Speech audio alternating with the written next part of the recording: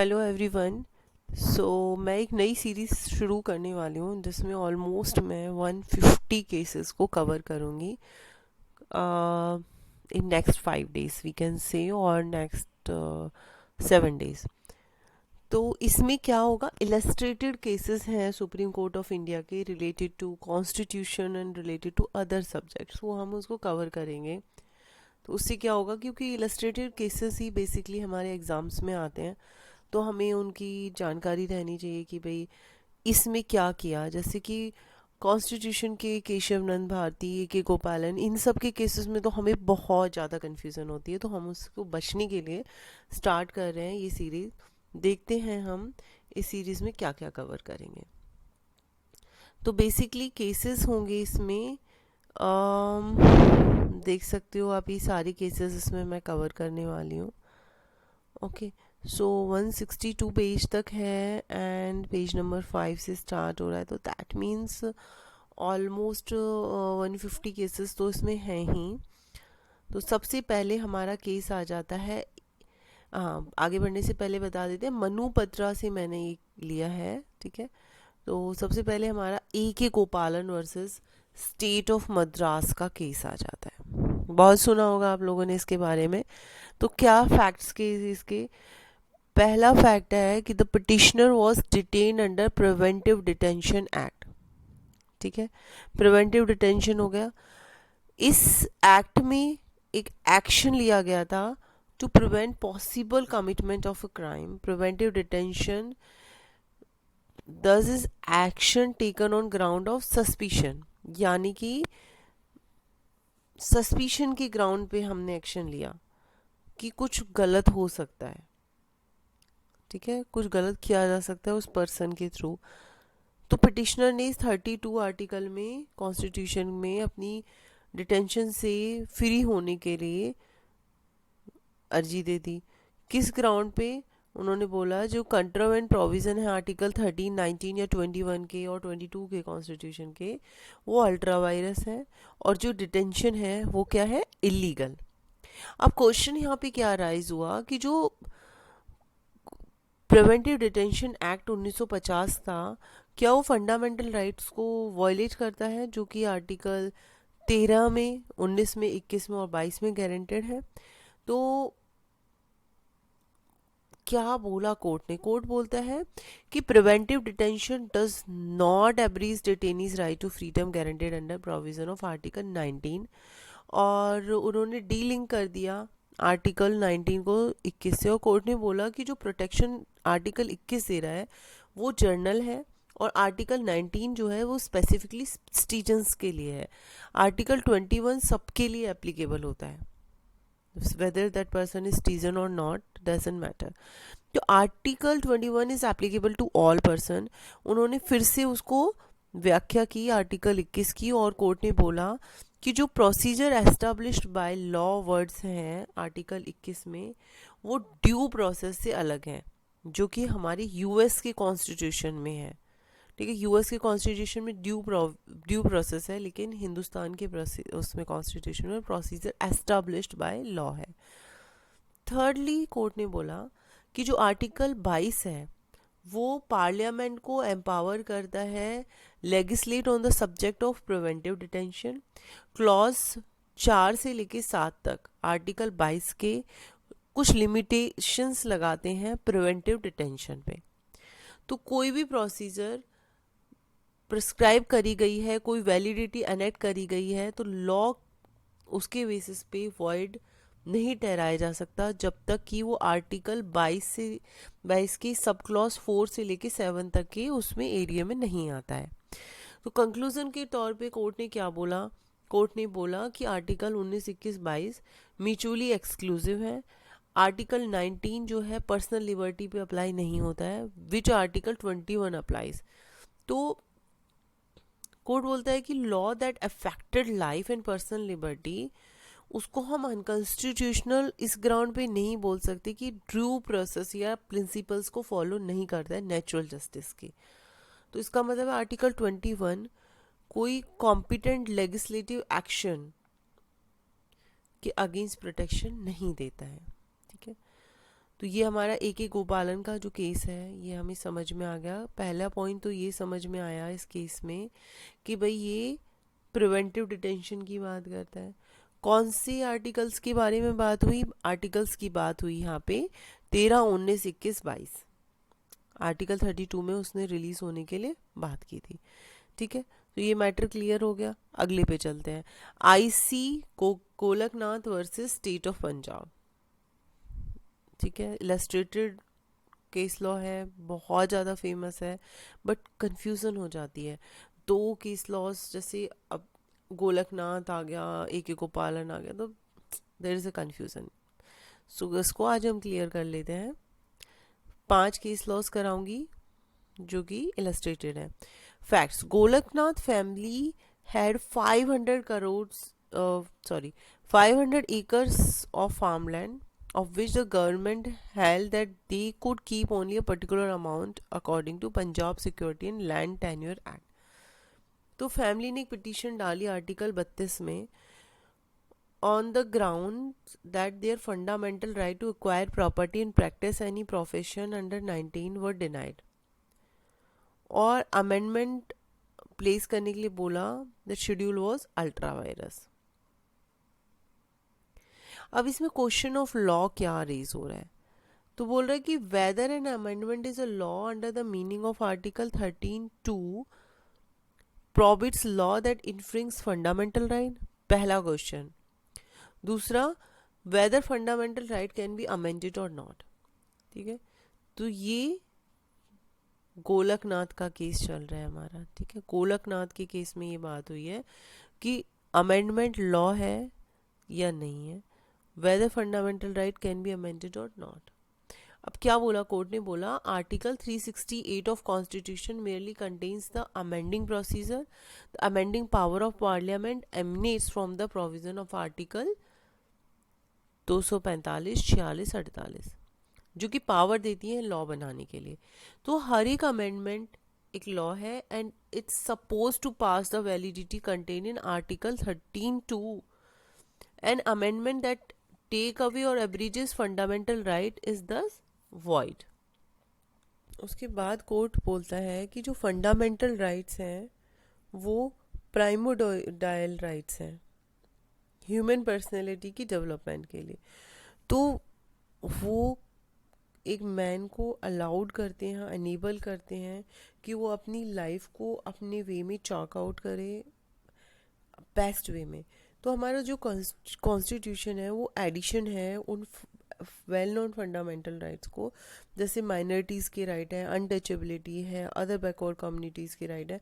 तो after having declare the fundamental right और constitution says that all law in force in the territory of India immediately before the commencement of constitution, जितने वो इनकंसिस्ट थे उन rights के साथ, are to that extent of inconsistency void। तो जब declaration की कॉन्स्टिट्यूशन ने फंडामेंटल राइट की, तो जितनी भी लॉ इन फोर्स है उस टेरिटरी में कमेंसमेंट ऑफ कॉन्स्टिट्यूशन से पहले के जो भी इनके साथ इनकंसिस्टेंस हैं उनको वॉइड डिक्लेयर कर दिया। ठीक है, तो कॉन्स्टिट्यूशन इंजॉइंस क्या इंजॉइंस करता है? The state not to make any law जो कि फंडामेंटल राइट्स को ले सकें। और अगर कोई ऐसा लॉ किया जाता है जो एब्रीज करता है, टेक अवे कर देता है फंडामेंटल राइट को, तो उसको उस एक्सटेंट तक वॉइड ठहराया जा सकता है। As we have stated earlier, तो only limitation on freedom enriched in article 19 of constitution is that impose by valid law operating as a reasonable restriction in the interest of public. It will therefore be seen that fundamental right को एक transcendental position दी गई है constitution में, और उसको parliament की reach से कोशिश की गई है कि अलग रखा जाए। ओके, अब ये हो गया हमारा गोलकनाथ का केस। थर्ड केस जो आज मैं कराने वाली हूँ वो है H Maharaja Dhiraja Madhavrao versus Union of India. ठीक है, बैकग्राउंड क्या है कि भाई 48% एरिया जो है प्री इंडिपेंडेंट इंडिया का और 28% पॉपुलेशन वो प्रिंसेसली स्टेट के थ्रू बनी है। इंडिपेंडेंस के बाद जो ये स्टेट्स थे प्रिंसेसली स्टेट्स, उनको ऑप्शन दिया गया था या तो वो इंडिया में रह लें या पाकिस्तान में रह लें या इंडिपेंडेंट रह लें। In return for integrating with India princes were to paid a privy purse. तो प्रीवी पर्स क्या थी, एक मोशन चला था प्रीवी पर्स को अबॉलिश करने के लिए। Official recognition of title was brought before the parliament in 1970। ठीक है, तो it pass in Lok Sabha but Rajya Sabha में सिर्फ एक वोट की वजह से डिफीट हो गई। तो इसको हम motion to abolish privy purse भी बोलते हैं, याद कर लेना, 1970 में आया था और एच महाराजा ज्योतिराज माधव राव के केस में आया था। तो कुछ घंटों के बाद प्रेसिडेंट वीवी गिरी थे, उन्होंने साइन करा एक इंस्ट्रूमेंट और विड्रॉ कर लिया रिकॉग्निशन ऑफ ऑल रूलर्स। तो ये ऑर्डर चैलेंज करा गया सुप्रीम कोर्ट में अंडर आर्टिकल 32। क्वेश्चन करा गया कि जो ऑर्डर है प्रेसिडेंट का asking court to declare the notification abolishing privy purse as being against the constitution and void. तो पिटिशनर ने क्या बोला कि जो प्रीवी पर्सेस अबॉलिश किए जा रहे हैं वो deprivation of property and personal liberty है, और उन्होंने ये भी बोला कि गवर्नमेंट ने फिड्यूशियरी ड्यूटी का ब्रीच किया है। ठीक है, तो क्वेश्चन ऑफ लॉ क्या यहाँ पे अराइज हुआ, तो पहला क्वेश्चन ऑफ लॉ अराइज होता है validity of action of president, और दूसरा एक्शन अराइज हुआ कि जो गवर्नमेंट ने सॉवरेनिटी की पावर एक्सरसाइज की है वो आर्टिकल 363 में एक बार क्रिएट करती है कोर्ट को कि इसमें किसी भी तरह का इंटरफेयर किया जाए या रिलीफ दिया जाए। दो क्वेश्चन यहाँ पे रेस हुए थे।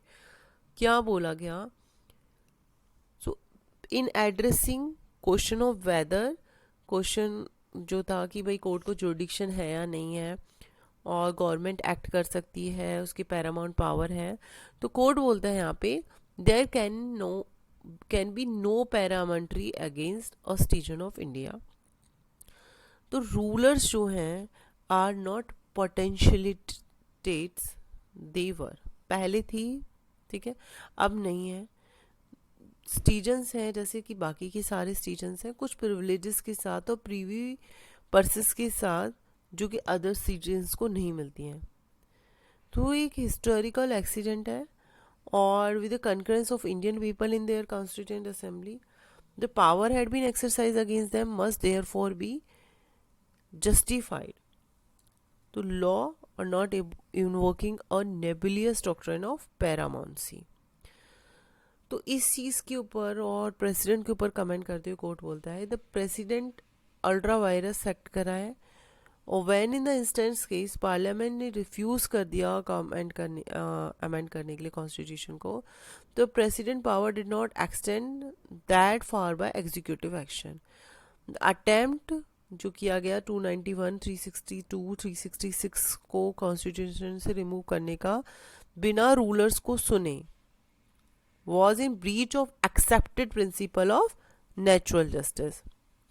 तो सुपरमेसी की अगर बात करी जाए कॉन्स्टिट्यूशन, तो कोर्ट बोलता है कि हम बोल रहे हैं कि the president is not invested with any political power जो कि ट्रांजेस्टिंग होती है कॉन्स्टिट्यूशन से, विच ही में exercise to prejudice of station. The power of president arise from and are defined by the constitution. Fourth and I think अब तक का मोस्ट इम्पॉर्टेंट केस लॉ है Kesavananda Bharati versus state of Kerala. Facts क्या हैं, Swami facts क्या हैं इस case के, स्वामी श्री एच श्री केशव नंद भारती जो कि हेड थे एडनीर मुठ, उन्होंने चैलेंज करा जो केरला गवर्नमेंट के अटेम्प्ट थे लैंड रिफॉर्म एक्ट के कि रेस्ट्रिक्शंस लगाई गई हैं मैनेजमेंट के उनकी प्रॉपर्टी के ऊपर। तो उन्होंने एक पिटीशन फाइल करी आर्टिकल 26 में। अभी हमने देखा पिछले 3 जो केस लॉज थे उसमें आर्टिकल 32 के अंदर ही बेसिकली पिटीशन फाइल हो रही थी, तो यहाँ पे आर्टिकल 26 में हुई है। तो क्या है ये, considering the right to manage religiously own property without government interferes.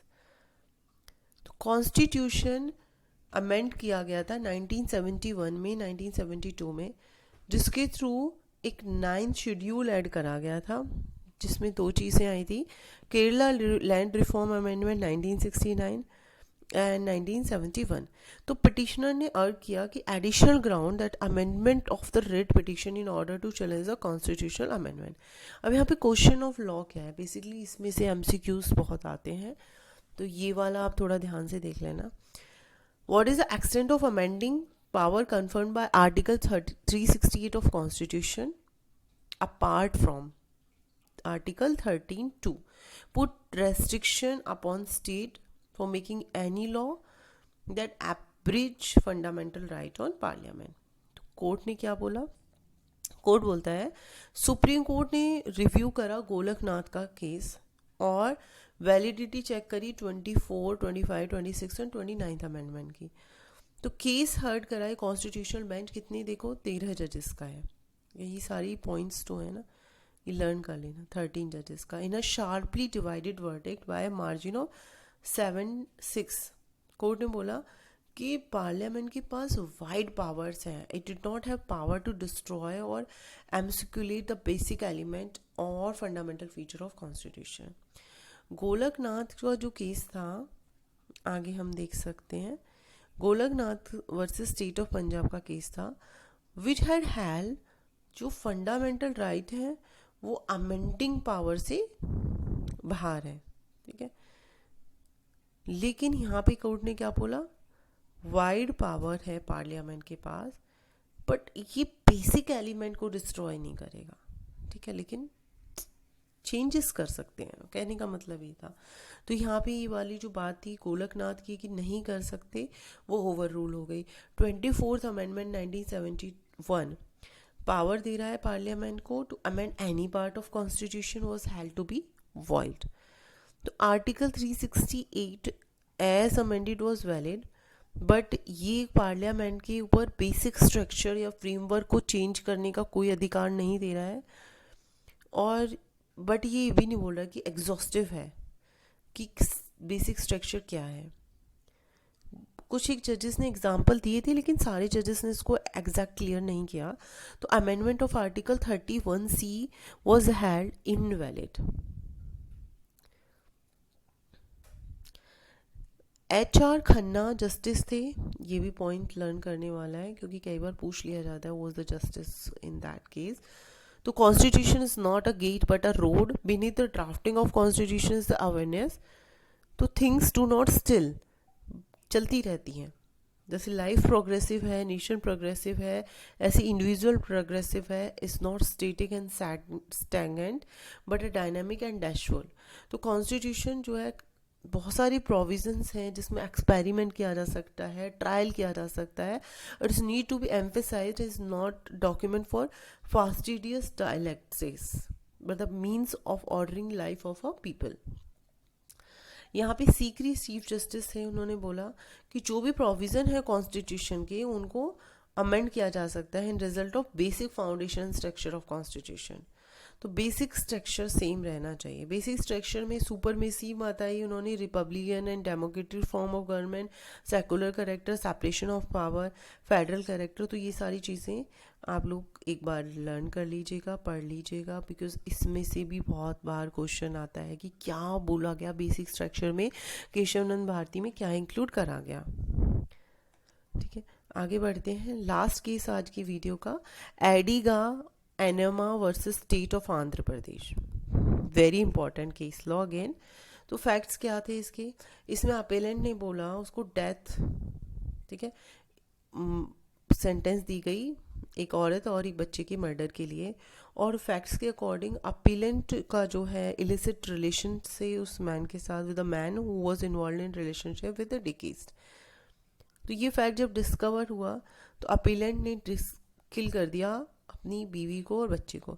The trial court ने बोला कि जो अपेलेंट गिल्टी है मर्डर के लिए उसको डेथ मिलेगी, और उसको बाद में आंध्र प्रदेश हाई कोर्ट ने भी कंफर्म कर दिया।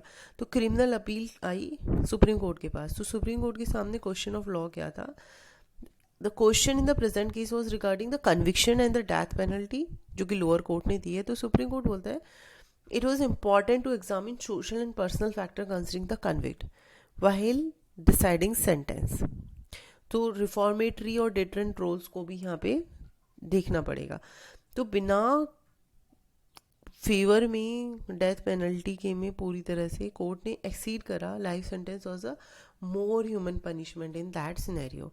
तो उन्होंने मिटिगेटिंग फैक्टर्स को कंसीडर करा कि भाई वो ज़्यादा जवान है या वो ज़्यादा बूढ़ा है, अक्यूज जो है labour, socio economic, psychic compulsion, किस सिचुएशन से गुजर रहा है। उन्होंने बोला कि एक जनरल सोशल प्रेशर है इस चीज़ में, इसलिए उसको लेसर पनिशमेंट देनी चाहिए। को accused was awarded a lesser imprisonment of life imprisonment. और अक्यूज को suddenly under instigation without premeditation उसने ये एक्ट करा है। तो इस केस में कोर्ट ने बोला कि अपीलेंट जेंडर यंग एज का है, मिटिगेटिंग सर्कमस्टांसिस है, तो इसलिए उन्होंने क्या करा, अपीलेंट की डेथ सेंटेंस को लाइफ इम्प्रिजनमेंट में कवर कर दिया। नेक्स्ट वीडियो में हम लेकर आएंगे अगले 5 केसेस। मैं थोड़ा एक व्यू दे देती हूँ। Shrimati Indira Nehru Gandhi versus Rajnarayan. Next case जो इसके बाद हमारा आएगा, मेनका गांधी का केस, वेरी इंपॉर्टेंट वन।